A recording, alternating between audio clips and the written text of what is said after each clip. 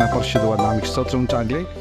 ಇವತ್ತು ಕೂಡ the godly leaders, ಒಬ್ಬ ದೈವಿಕ ನಾಯಕನಾಗಿ ನಮ್ಮನ್ನು ನಾವು ಹೇಗೆ ಬೆಳೆಸ್ಕೊಳ್ಬೇಕು, ನನ್ನ ಕುಟುಂಬವನ್ನು ಹೇಗೆ ಒಬ್ಬ ದೈವಿಕ ಕುಟುಂಬವಾಗಿ ನಾಯಕತ್ವದಲ್ಲಿ ನಡೆಸಬೇಕೆಂಬುವ ಕುರಿತಾಗಿ ಕೆಲವು ವಿಷಯಗಳು ನಿಮ್ಮ ಜೊತೆಲಿ ನಾನು ಹಂಚಿಕೊಳ್ಳುವನಾಗಿದ್ದೇನೆ.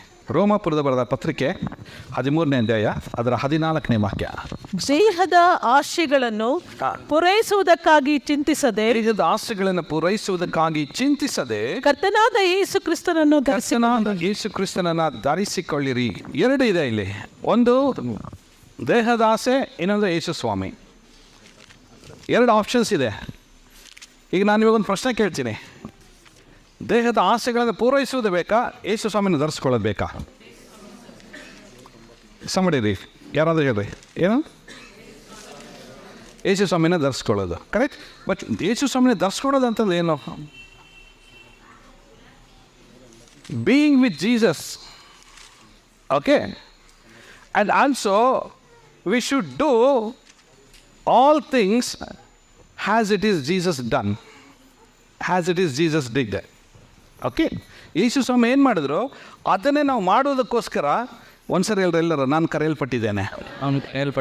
ಇನ್ನೊಂದು ಸರಿ ಹೇಳ್ರಿ, ನಾನು ಕರೆಯಲ್ಪಟ್ಟಿದ್ದೇನೆ.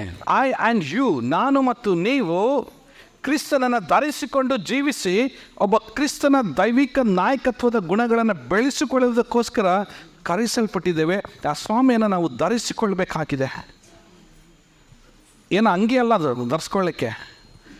ಜೀಸಸ್ ಕ್ಯಾರೆಕ್ಟರ್, ಆತನ ಗುಣಾತಿಶಯಗಳನ್ನು ಧರಿಸಿಕೊಳ್ಬೇಕಾಗಿದೆ. ಕ್ರಿಸ್ತನ ಧರಿಸಿಕೊಳ್ಳೋದಾದ್ರೆ ಏನಾಗಿ ನಾವು ಧರಿಸ್ಕೊಳ್ಬೇಕು? ಸಂಬಡಿ ಹೇಳ್ರಿ ನೋಡೋಣ, ಯಾರಾದರೂ ಹೇಳ್ರಿ, ಏನು ಧರಿಸ್ಕೊಳ್ಬೋದು? ಕ್ರಿಸ್ತನನ್ನು ಧರಿಸಿಕೊಳ್ಳೋದಾಗಿದ್ದರೆ ಆತನ ಗುಣಾತಿಶಯಗಳನ್ನು ಏನು ಧರಿಸ್ಕೊಳ್ಬೋದು? ಕ್ರಿಸ್ತನಾಗಿದ್ರೆ ಕ್ರಿಸ್ತನ ಗುಣಗಳು ಏನಾಗಿದ್ದವು? ಕ್ಷಮಾಪಣೆ, ದೀನ ಸ್ವಭಾವ, ಹಿಂದಿರೋರು ಹೇಳ್ರಿ, ಪ್ರೀತಿ, ತಗ್ಗಿಸುವಿಕೆ, ಸ್ವಾಮಿ ತಗ್ಗಿಸ್ಕೊಳ್ತಾ ಇದ್ರು. ಆಮೇಲೆ ಸೇವೆ ಮಾಡಿ, ಸೇವಾ ಮನೋಭಾವನೆ, ತಾರತಮ್ಯ ಮಾಡ್ತಾ ಇರಲಿಲ್ಲ.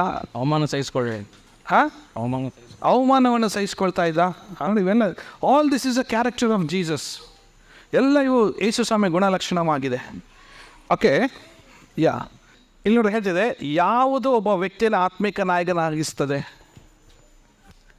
ಓಕೆ, ದ ಫಸ್ಟ್ ಒನ್ ಗುಣಲಕ್ಷಣ, ದ ಕ್ಯಾರೆಕ್ಟರ್. ಒಬ್ಬ ಆತ್ಮೀಯ ಮನುಷ್ಯನೆಂಬುದಾಗಿ ಹೇಳಬೇಕಾದ್ರೆ, ಕ್ರಿಸ್ತನಲ್ಲಿ ನಾನು ಇದ್ದೇನೆ ಎಂಬುದಾಗಿ ಹೇಳಬೇಕಾದ್ರೆ, so I am be like Jesus, ಅಂದರೆ ಕ್ರಿಸ್ತನ ಹಾಗೆ ನಾನು ಇದ್ದೇನೆ. And also I do like Jesus, ಯೇಸುವಿನ ಹಾಗೆ ನಾನು ಮಾಡ್ತಿದ್ದೇನೆ ಎಂಬುವ ಯಾವುದಾದ್ರೂ ಸಂಗತಿಗಳು ನಮ್ಮ ಒಳಗಡೆ ಇರೋದಾಗಿದ್ದರೆ ಅದು ನಮಗೇನು ತೋರಿಸುವಂಥದ್ದಾಗಿದೆ? ಕ್ಯಾರೆಕ್ಟರ್ ತೋರಿಸುವಂಥದ್ದಾಗಿದೆ. ಹಾಗಾದರೆ ಒಂದು ನಿಮಿಷ ಆಲೋಚನೆ ಮಾಡೋಣ, ಕ್ರಿಸ್ತನ ಕ್ಯಾರೆಕ್ಟರ್ ಇವತ್ತು ನಮ್ಮ ಒಳಗಡೆ ಇದೆಯಾ?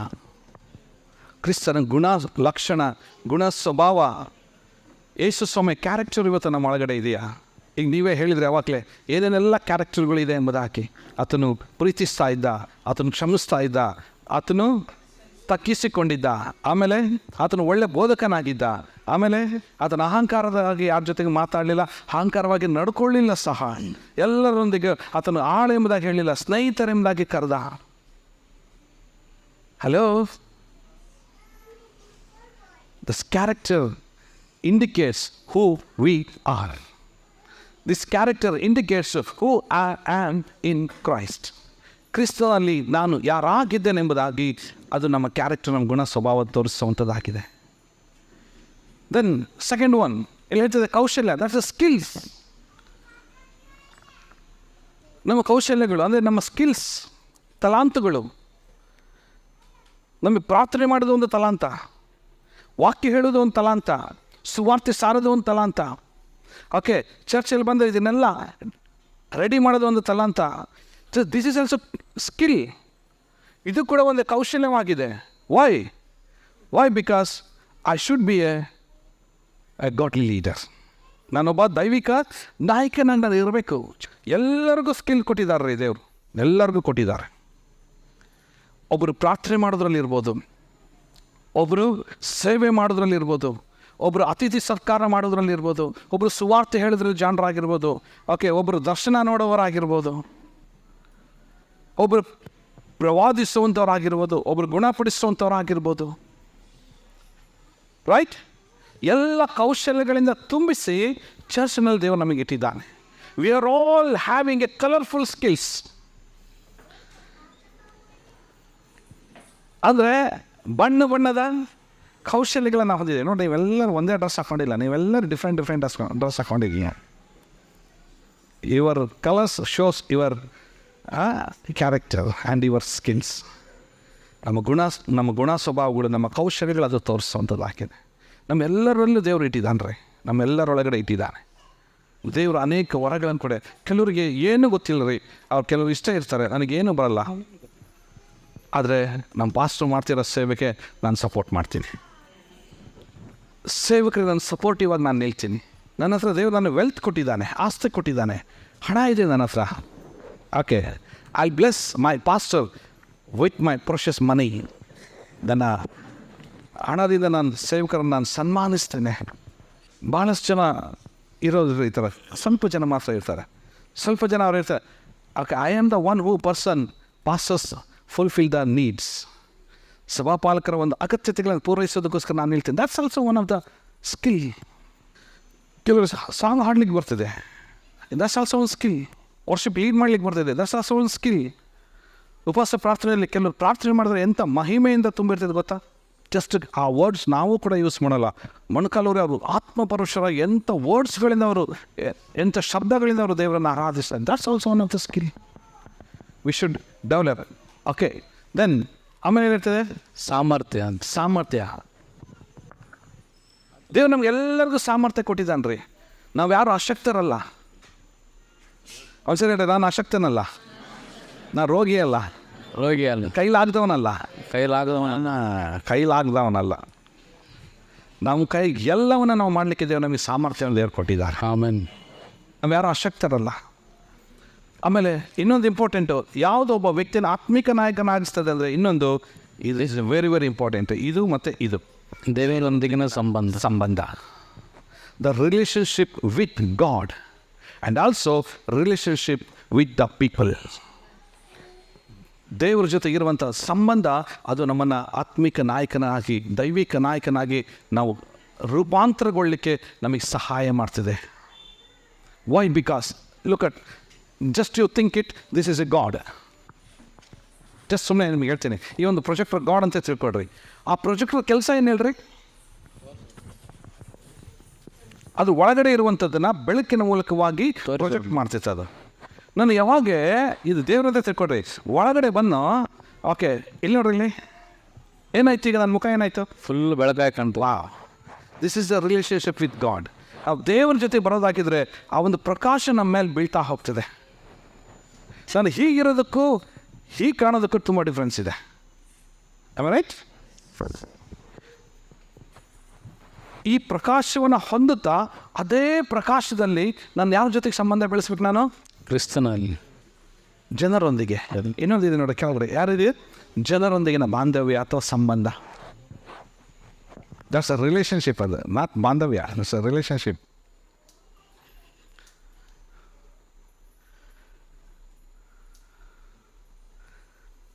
ವಾ,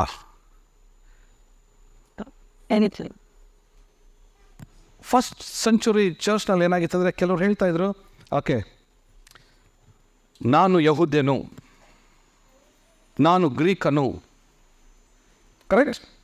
ಆಮೇಲೆ ಇನ್ನು ನಾನು ಲ್ಯಾಟಿನ್ ಭಾಷೆ ಮಾತಾಡುವವನು, ರೋಮ್ ಸಾಮ್ರಾಜ್ಯಕ್ಕೆ ಸಂಬಂಧಪಟ್ಟವನು. ಓಕೆ, ಇವರು ಎಲ್ಲರೂ ಹೇಗಿದ್ರು ಅಂದರೆ, ಇವರೆಲ್ಲರೂ ಹೇಗಿದ್ರು ಅಂದರೆ ಈ ಅನ್ಯ ಜನರನ್ನು ಸೇರ್ತಾ ಇರಲಿಲ್ಲ. ಮತ್ತು ಹೇಳಲಿಕ್ಕೆ ದೈವಿಕ ಜನರು, ದೈವಿಕ ನಾಯಕರು, ಆದರೆ ಜನರ ಜೊತೆಗೆ ಅವ್ರು ಬೆರೀತಾ ಇರಲಿಲ್ಲ. ಅದಕ್ಕೆ ದೇವರೇನು ಮಾಡಿದ್ರೆ, ಅವರಿಗೆ ಗುಪ್ತವಾಗಿದ್ದಂಥ ಅವರ ಜ್ಞಾನಗಳನ್ನು ಮರೆ ಮಾಡಿ ಸಾಮಾನ್ಯವಾದಂಥ ಜನರಿಗೆ ಆ ಪವಿತ್ರಾತ್ಮ, ಯಾರು ದೇವರ ಸಂಬಂಧದ ಒಳಗಡೆ ಬರಲಿಕ್ಕೆ ಯಾರಿಗೆ ಮನಸ್ಸಿದೆಯೋ ಅವ್ರ ಮೇಲೆ ಆ ಪ್ರಕಾಶದ ಬೆಳಕು ಅವ್ರ ಮೇಲೆ ಬರುವಾಗ, ಹಲ್ಲೆಲೂಯ ಹಲ್ಲೆಲೂಯ ಹಾಲೆಲೂಯ, ದೇವರು ಅವ್ರಿಗೆ ಆ ಜ್ಞಾನವನ್ನು ಮರೆ ಮಾಡಿ, ಪ್ರೈಸ್ ದಿ ಲಾರ್ಡ್, ಸರ್ವ ಜನರಿಗೂ ದೇವರು ಅದನ್ನು ಅನುಗ್ರಹಿಸಿ ಕೊಟ್ಟಿದ್ದಾನೆ. ಆಮೆನ್. ಯಾರಿಗೆ ಜ್ಞಾನ ಬರ್ತಿದ್ದರೆ, ಯಾರು ದೇವ್ರ ಜೊತೆಗೆ ಆ ಸಂಬಂಧವನ್ನು ಬೆಳೆಸ್ತಾರೆ. ಆಮೆನ್.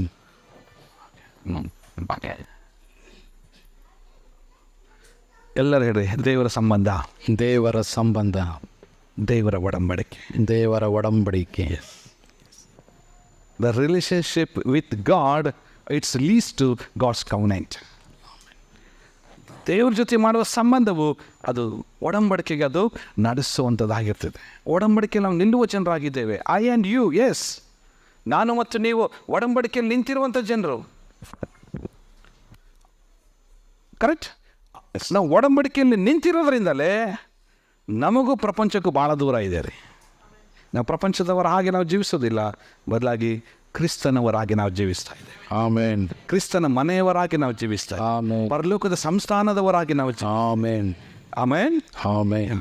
ಅದಕ್ಕೆ ನಾವು ಒಬ್ಬರನ್ನೊಬ್ರು ನೋಡ್ಬೇಕಾದ್ರೆ ಏನಂತ ಕೈ ಕೊಡ್ತೀರಾ ನಮಗೆ? Praise the lord. ಕೊಡ್ರಿ ಒಂದ್ಸರಿ ನಿಮ್ಮ ಪಕ್ಕದವ್ರಿಗೆ ನೋಡೋಣ, ಏನಂತ ಕೊಡ್ತೀರಾ ನೀವು? Praise the lord. ಹಂಗೆ ಹಿಡ್ಕೊಳ್ರಿ, ಹಂಗೆ ಕೈ ಹಿಡ್ಕೊಳ್ರಿ. ನೋಡ್ರಿ, ಇಲ್ಲಿ ಮನುಷ್ಯನ ಕೈಯನ್ನು ಹಿಡ್ಕೊಂಡಿದ್ದೀರಿ. ಯಾರಿಗೆ ಏನು ಹೇಳ್ತಿದ್ರೆ ನಿಮ್ಮ ಬಾಯಲ್ಲಿ ಏನು ಬರ್ತಾ ಇದೆ? ದೇವರಿಗೆ ಮಹಿಮೆ ಸ್ತೋತ್ರವಾಗಲಿ, ಸ್ತೋತ್ರವಾಗಲಿ, ದೇವರಿಗೆ ಸ್ತೋತ್ರವಾಗಲಿ ಎಂಬುದಾಗಿ ಹೇಳ್ತಾ ಇದ್ದೀರಾ. ಜೂಶ್ ಹೇಗೆ ಮಾಡ್ತಾ ಇದ್ದಾರೆ ಅಂದರೆ ಅವ್ರು ಪ್ರೈಸ್ ಲಾರ್ಡ್ ಹೇಳ್ತಿರಲಿಲ್ಲ. Okay, peace be with you, shalom. ಏನು ಹೇಳ್ತಿದ್ರು ಅವರು? Shalom, peace be with you, God be with you. ದೇವರು ನಿಮ್ಮ ಜೊತೆಗಿರಲಿ, ದೇವರ ಸಮಾಧಾನ ನಿಮ್ಮ ಜೊತೆಗಿರಲಿ. ಯಾಕಂದರೆ ಆತನೊಬ್ಬ ದೈವಿಕ ನಾಯಕನಾಗಿದ್ದರಿಂದ ಆ ಕ್ಯಾರೆಕ್ಟರ್ ಅವನೇನು ಮಾಡಿದ್ದಾನೆ? ಬೆಳೆಸುವಂತನಾಗಿದ್ದಾನೆ. ಯಾರನು? Body builder. ಓಕೆ, ಇದು ಸ್ಟ್ರಾಂಗೆಸ್ಟ್ ಮ್ಯಾನ್ ಯಾರಾಗಿದ್ದಾರೆ? Very strongest man, right? ಹಿಂಗೆ ಆಗ್ಬೇಕಂತ ಎಷ್ಟು ಜನಕ್ಕೆ ಆಸೆ ಇದೆ?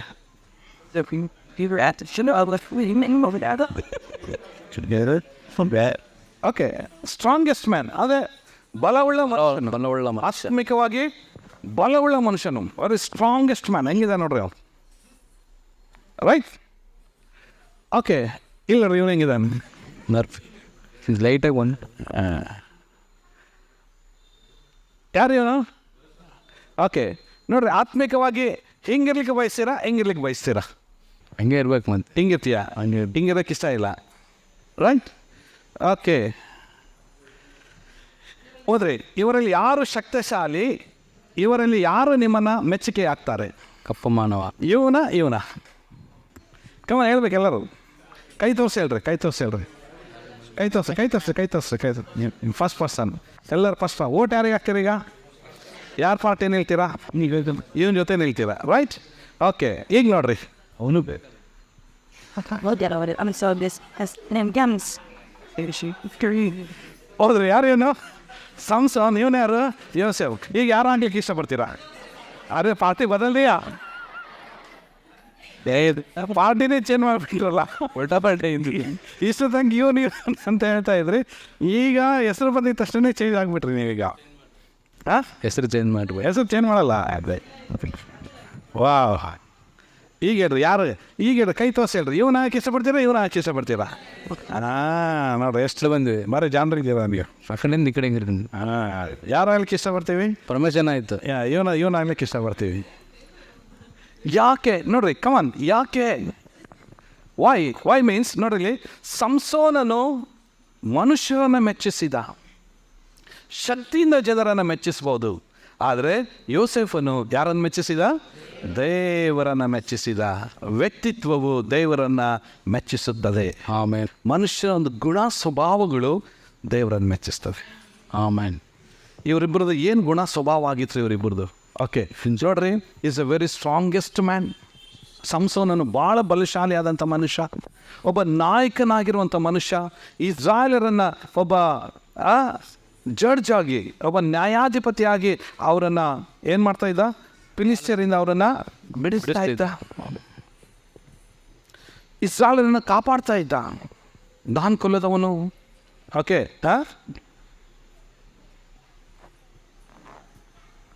ದೇವರವನಿಗೆ ಎಲ್ಲ ಸಾಮರ್ಥ್ಯಗಳನ್ನು ಕೊಟ್ಟಿದ್ದಾರೆ ರೀ. ನೋಡ್ರಿ, ಅವ್ನಿಗೆ ಏನೇನೆಲ್ಲ ಇತ್ತು ಎಂಬುದಾಗಿ ನೋಡಬೇಕಾದ್ರೆ, ಸಂಸೋನದ ಏನೇನೆಲ್ಲ ಇತ್ತು ಅಂದರೆ ನೋಡ್ರಿ, ಅವನಿಗೆ ಕ್ಯಾರೆಕ್ಟರ್ ಇತ್ತು, ರೈಟ್? ಕ್ಯಾರೆಕ್ಟರ್ ಇತ್ತು, ಬಲ ಇತ್ತು. ಓಕೆ, ದೇವ್ರ ಜೊತೆಗೆ ಸಂಬಂಧ ಇತ್ತು, ಮನುಷ್ಯರ ಜೊತೆಗೆ ಸಂಬಂಧ ಇತ್ತು, ಸಾಮರ್ಥ್ಯ ಇತ್ತು, ಸ್ಕಿಲ್ಸ್, ಕೌಶಲ್ಯಗಳಿತ್ತು. ಎಲ್ಲ ನಾವೇನು ಓದಿದ್ವೋ 5 ಕ್ಯಾರೆಕ್ಟ್ರು ಇವನು ಒಳಗಡೆ ಇತ್ತು. ಆದರೆ ಏನಾದ ಇವನು? ಫಸ್ಟು ಕ್ಯಾರೆಕ್ಟರ್ನಲ್ಲಿ ಬಿದ್ದು ಹೋದ. ಕ್ಯಾರೆಕ್ಟರ್ನಲ್ಲಿ ಏನದ? ಬಿದ್ದು ಹೋದ. ನೋಡ್ರಿ, ಕಮಾನ್ ಎವ್ರಿ ಒನ್, ನಾನೊಂದು ವರ್ಡ್ ಹೇಳ್ತೀನಿ, ಇಂಗ್ಲೀಷಲ್ಲಿದೆ, ಎಲ್ಲರೂ ಕೇಳಿಸ್ಕೊಡ್ರಿ. Okay, If it is wealth is gone, okay, nothing is gone. Wealth is gone, nothing is gone. If health is gone, something is gone.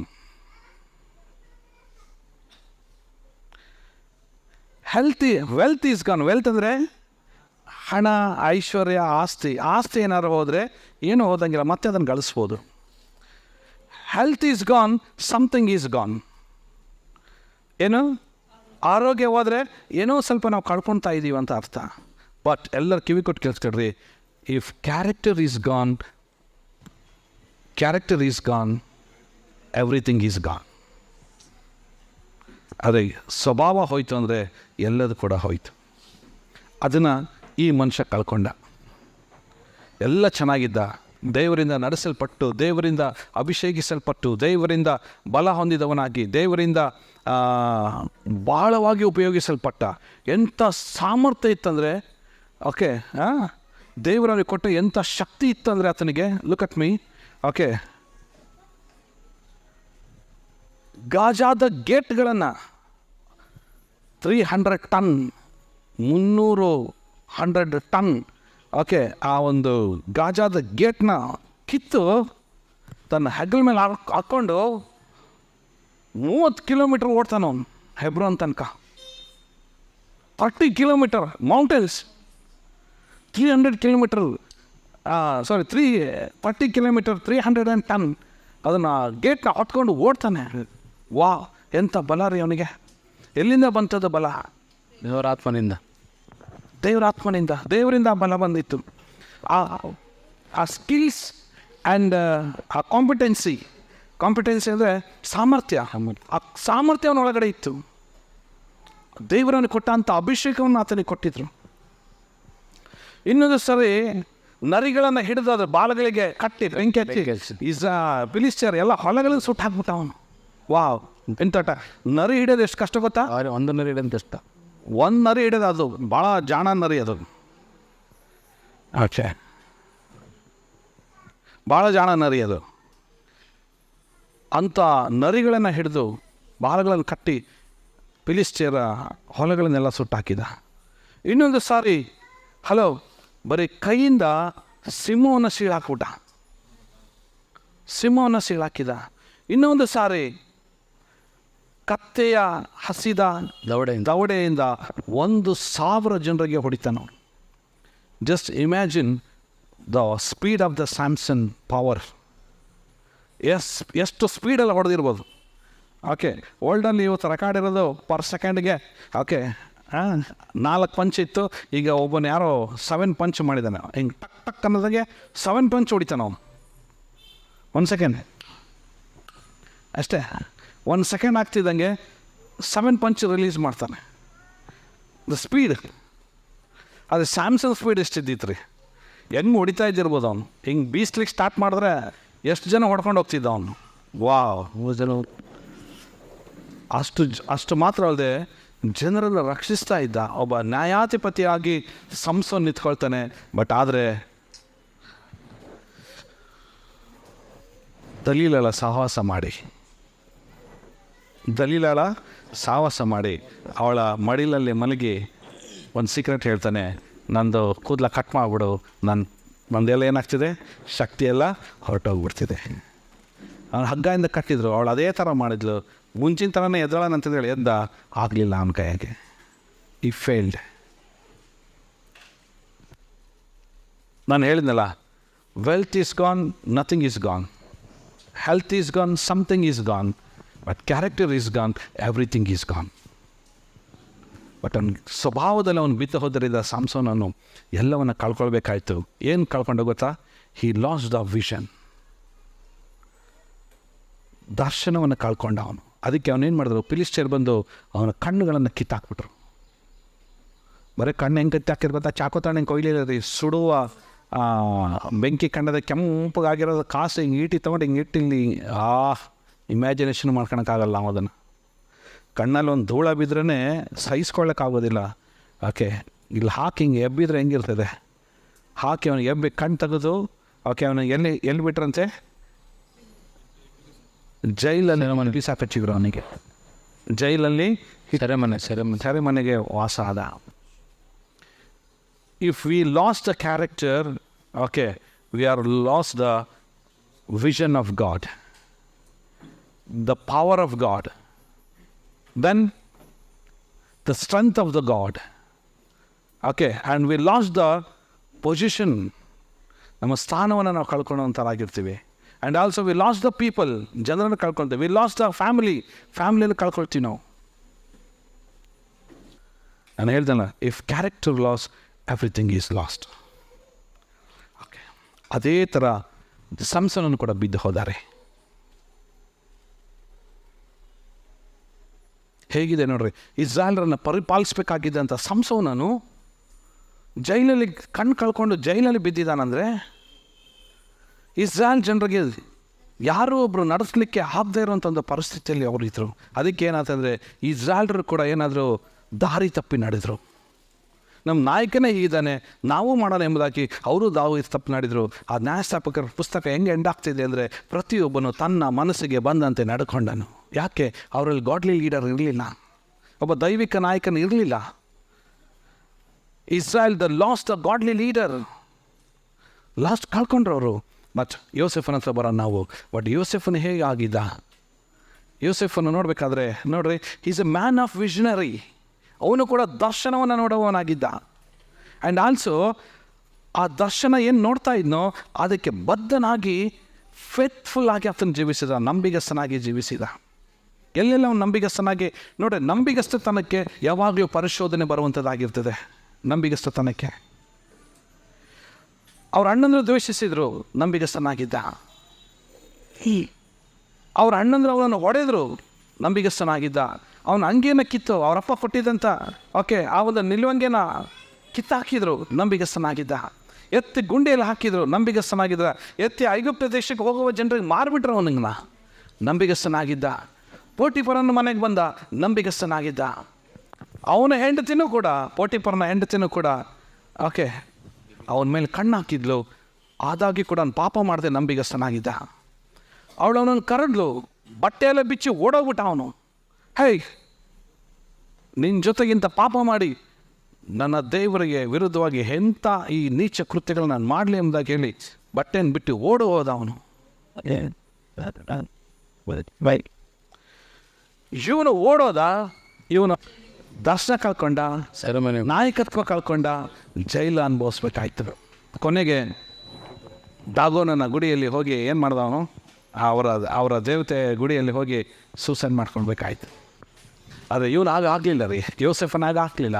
ಅವನ ಮೇಲೆ ಸುಳ್ಳು ಅಪರಾಧ ಹೊರಿಸಿದಾಗೂ ಜೈಲಿಗೆ ಹೋದಾಗೂ ನಂಬಿಗಸ್ತನಾಗಿದ್ದ. ಆ ಜೈಲಲ್ಲಿ ಇಬ್ಬರು ಬಂದರು, ಅವರಿಬ್ಬರಿಗೂ ದರ್ಶನ ನೋಡಿ ಅವ್ರ ದರ್ಶನದ ಅರ್ಥ ಹೇಳ್ದ. ಅದರ ಒಬ್ಬನು ಕೊಲ್ಲಲ್ಪಟ್ಟ, ಇನ್ನೊಬ್ಬನು ಹೋಗಿ ಇವನನ್ನು ಮರ್ತುಬಿಟ್ಟ. 2 ವರ್ಷ ಜೈಲಲ್ಲಿ ಇರಬೇಕಾಯ್ತು ಜೋಸೆಫನು. ಆದಾಗ್ಯೂ ನಂಬಿಗಸ್ತನಾಗಿದ್ದ. ದೇವರು ಅವನನ್ನು ಆ 2 ವರ್ಷ ಯಾಕೆ ಜೈಲಲ್ಲಿ ಇಟ್ಟರೆ ಗೊತ್ತಾ? ಅವನಿಗೊಂದು ದೀರ್ಘವಾದ ವಿಶ್ರಾಂತಿ ಬೇಕಾಗಿತ್ತು. ಯಾಕಂದರೆ ಅವ್ನು ಮುಂದೆ ಮಾಡಬೇಕಾಗಿದ್ದ ಕೆಲಸ ಭಾಳ ಇತ್ತು. ಅವ್ನು ಮಾಡಬೇಕಾಗಿದ್ದ ಕೆಲಸ. ದೇವರು ಅವನ ಮೇಲೆ ಕೆತ್ತಿ ಇಡೀ ಐಗುಪ್ತ ದೇಶಕ್ಕೆ ಪ್ರಧಾನಮಂತ್ರಿಯಾಗಿ ದೇವರ ಆಮೇನ್ ಫರೋಹನ 2ನೇ ರಥದಲ್ಲಿ ಕೂತ್ಕೊಳ್ಳುವಂಥ ಕೃಪೆ ಆತನಿಗೆ ಸಿಕ್ತು. ದೈವಿಕ ನಾಯಕನಾಗಿ ಐಗುಪ್ತರನ್ನು ಆತನು ಸಾಕಿದ, ಜೊತೆಗೆ ಇಸ್ರಾಯೇಲರನ್ನು ಕೂಡ ಆತನು ಸಾಕಿದ. ತನ್ನ ತಂದೆ ಮನೆಯವರು ಎಲ್ಲರನ್ನು ಕೂಡ ಆತನು ಸಾಕಿದ. ಹಲ್ಲೆಲೂಯ. ಯಾಕೆ ನೀವು ಇಲ್ಲಿಂದ ಇಲ್ಲಿಗೆ ಶಿಫ್ಟ್ ಆದರೆ ಅಂದರೆ ಒಂದೇ ಒಂದು character, the godly character. First ಹೇಳಿದ್ರಿ ನಾವು ಹಿಂಗಿರ್ಬೇಕೆಂಬುದಾಗಿ. ಆದರೆ ಯಾವಾಗ ಹೆಸರುಗಳು ಬಂತು, ಆ ಹೆಸರು the name indicates their character. ಅದು ಅವರ ಒಂದು ವ್ಯಕ್ತಿತ್ವವನ್ನು, ಅದು ಅವ್ರ ಗುಣ ಸ್ವಭಾವಗಳನ್ನು ಅದು ತೋರಿಸುವಂಥದ್ದಾಗಿರ್ತದೆ. ಅದಕ್ಕೆ ಕೆಳಗಡೆ ಹೋದ್ರಿ ಒಂದ್ಸರಿ ಏನು ಹೇಳ್ತದೆ? ಸಂಸೋನ ಮನುಷ್ಯರನ್ನು ಮೆಚ್ಚಿಸಿದ ಶಕ್ತಿಯಿಂದ ದೇವರನ್ನು ಅವನು ಮೆಚ್ಚಿಸಲಿಕ್ಕೆ ಪ್ರಯತ್ನ ಪಟ್ಟ. ಆದರೆ ಯೋಸೆಫನು ದೇವರನ್ನು ಮೆಚ್ಚಿಸಿ, ಎಲ್ಲ ಸಮಯದಲ್ಲಿ ಅವನು ದೇವರನ್ನು ಮೆಚ್ಚಿಸಿದ. ವ್ಯಕ್ತಿತ್ವವು ಅಥವಾ ಗುಣ ಸ್ವಭಾವಗಳು ಅದು ದೇವರು ಮೆಚ್ಚುವಂಥದ್ದಾಗಿರ್ತದೆ. ಆಮೇಲೆ ಓಕೆ, ಶಕ್ತಿಗಿಂತ ವ್ಯಕ್ತಿತ್ವ ಹೆಚ್ಚು ಪ್ರಾಮುಖ್ಯವಾಗಿರ್ತದೆ. ಅಥವಾ ಶಕ್ತಿಗಿಂತ ಗುಣಾತಿಶಯಗಳು, ಗುಣ ಸ್ವಭಾವಗಳು ಓಕೆ, ಶಕ್ತಿಗಿಂತ ಗುಣ ಸ್ವಭಾವದ ವ್ಯಕ್ತಿತ್ವ ಹೆಚ್ಚು ಪ್ರಾಮುಖ್ಯವಾಗಿರ್ತದೆ.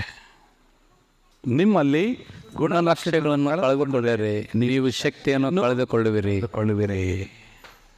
If we lost the character, we will lose the what?